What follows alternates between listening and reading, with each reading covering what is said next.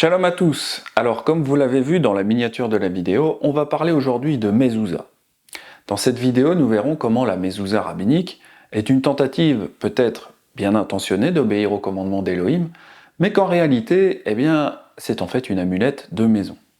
Commençons par parler de la main kabbalistique Ramsa. Dans l'ancien Moyen-Orient, les gens pensaient que le monde était habité par de nombreux dieux invisibles. On a estimé qu'il était nécessaire d'apaiser ces dieux en les priant, en leur faisant des statues et en leur offrant de l'encens. Et en fait, les amulettes sont courantes dans le judaïsme.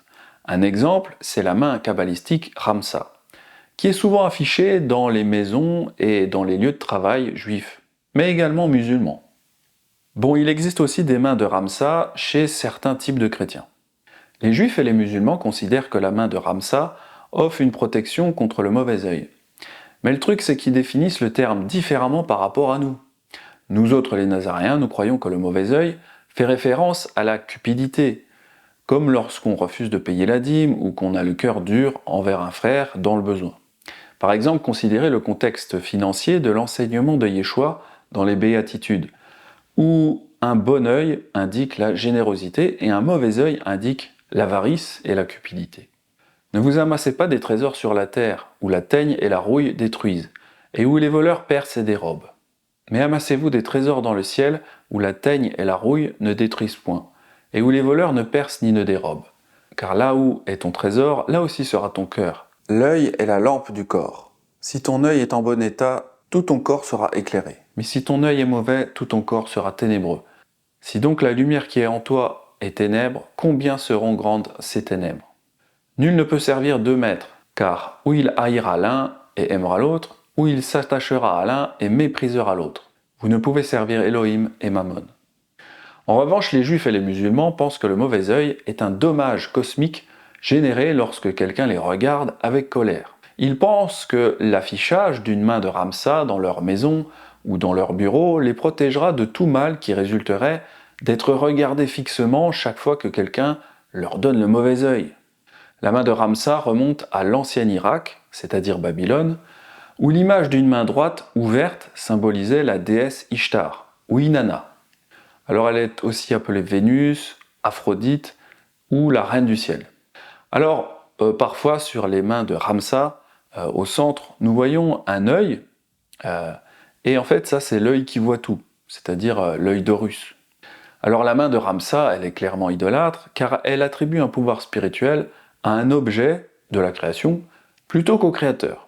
Cette main honorait également à l'origine des divinités autres que Yahweh, par exemple Ishtar, Aphrodite et Horus.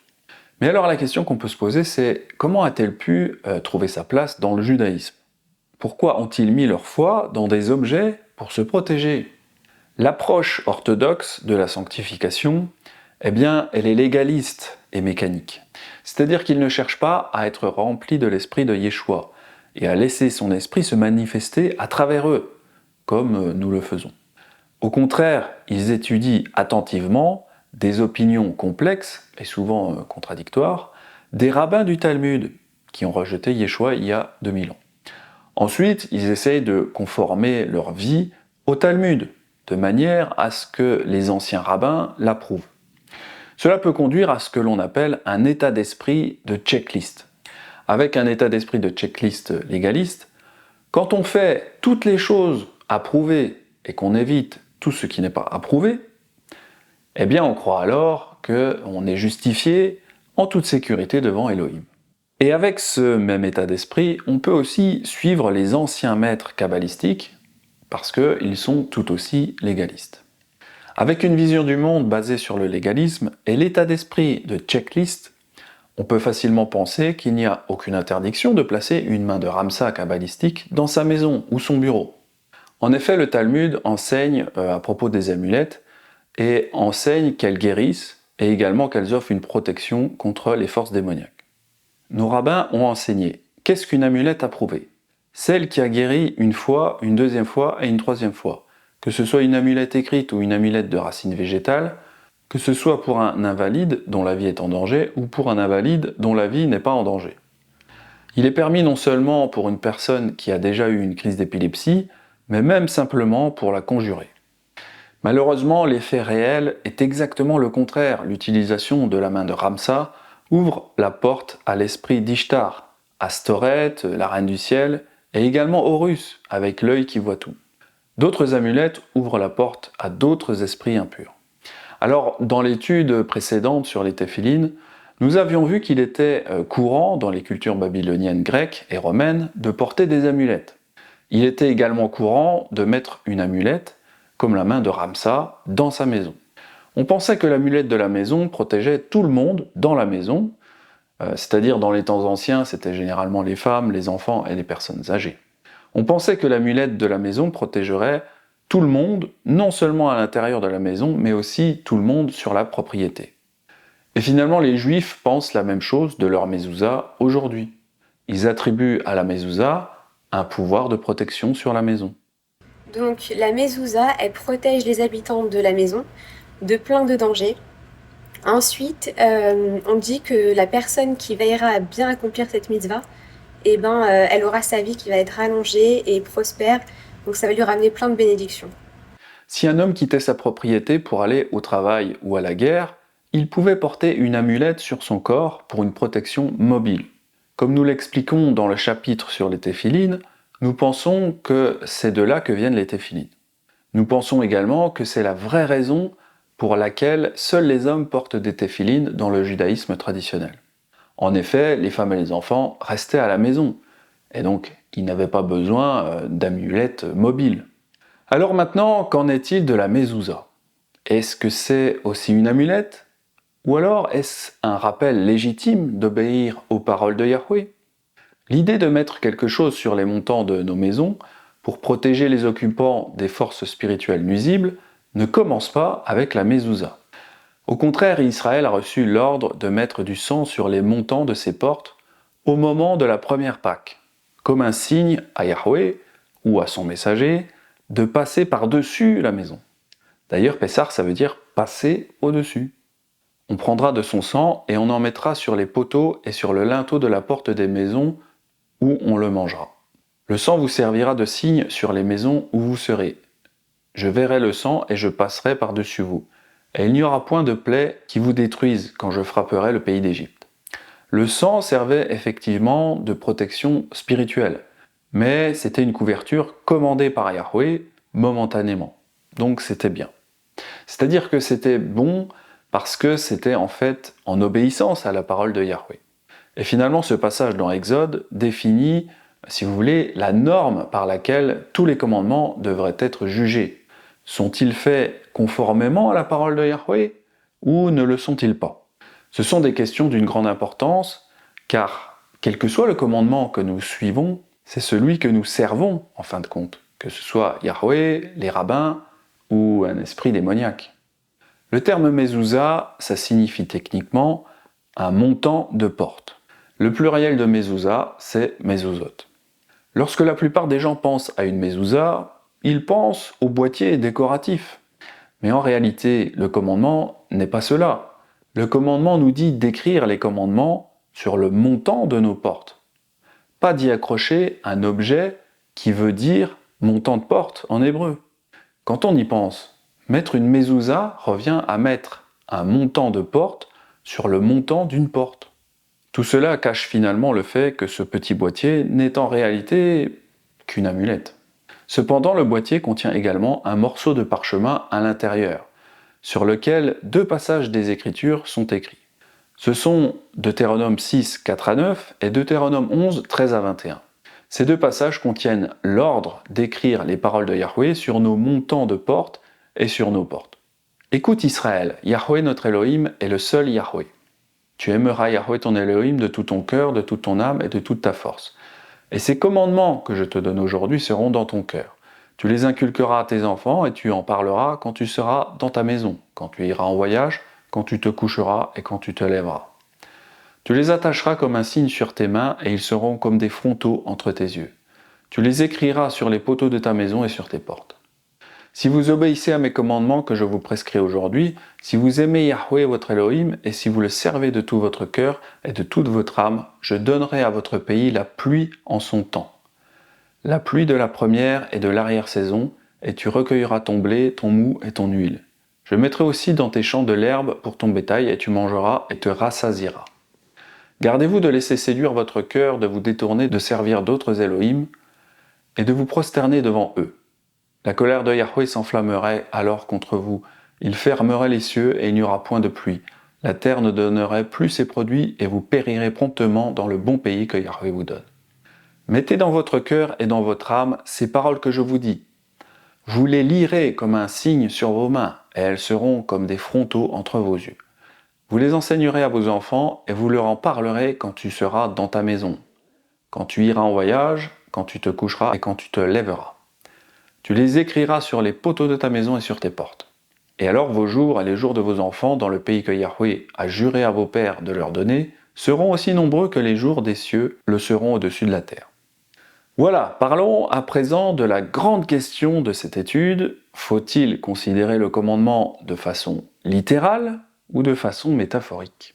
Dans l'enseignement sur les téphilines, nous avions vu que le commandement de mettre ces paroles entre nos yeux était à prendre au sens métaphorique.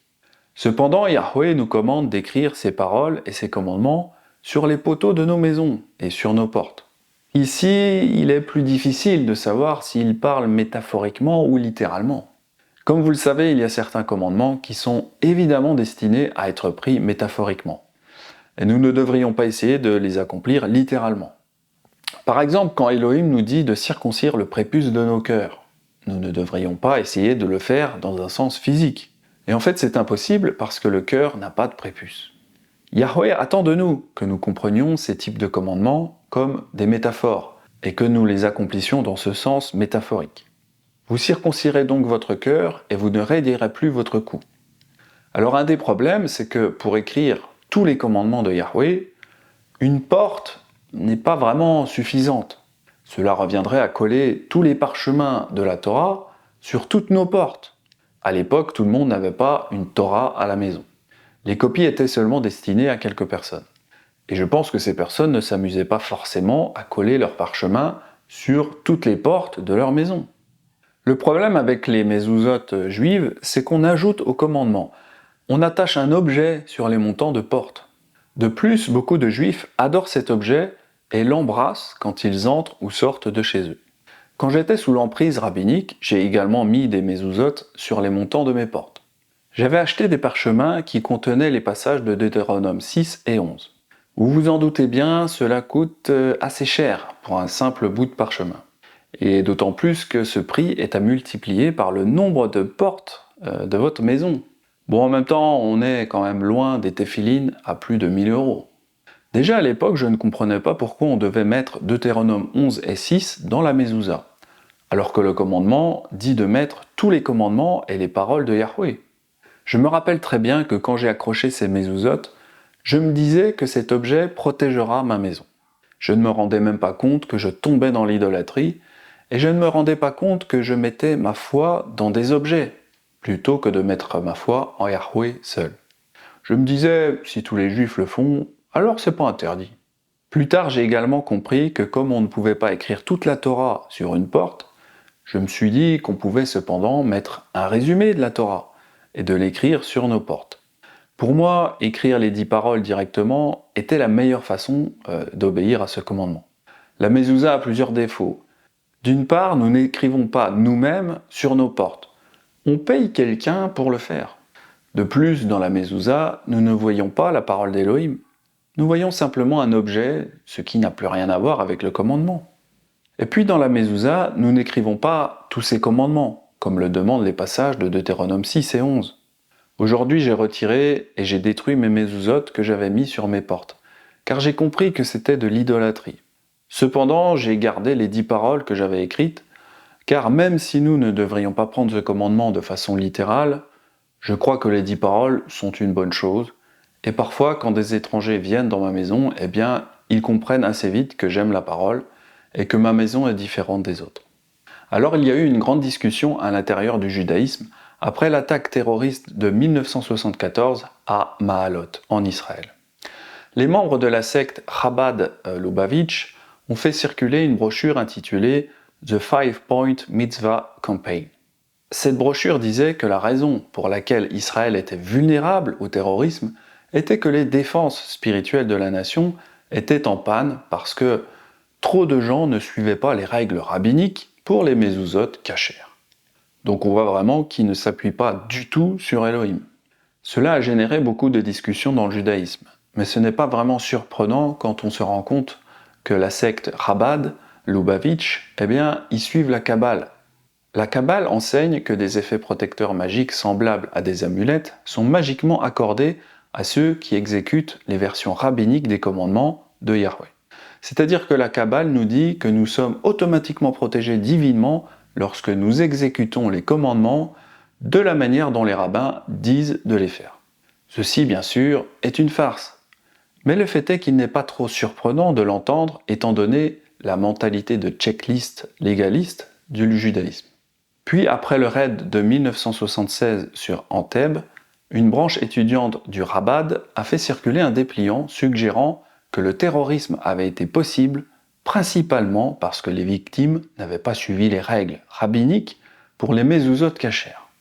Une mezouza kasher sur vos montants de porte fait non seulement de votre maison une demeure pour la divinité, mais est également votre mesure de sécurité même après avoir quitté la maison pour la journée.